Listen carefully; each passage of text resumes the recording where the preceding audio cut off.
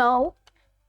In this tutorial, I'll show you how to join a Teamspace in Notion. To join a Teamspace in Notion is pretty much easy. The first thing you need to do is to sign into Notion. How do you do that? Open any browser of your choice and locate the search bar. In the search bar, type notion.so and follow the on-screen instructions to sign in.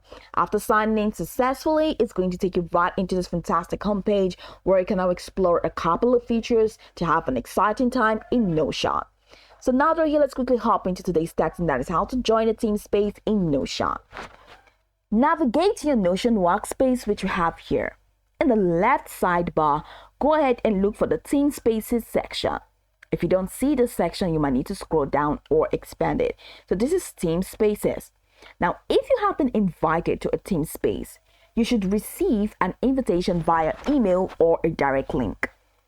Click the invitation link or open the email and follow the necessary instructions to join the Teamspace. If you don't have a direct invitation but want to join a Teamspace, you might need to request access. How do you request an access, or how can you request an access? Contact an existing member of the Teamspace or the admin of the Teamspace and ask them to invite you.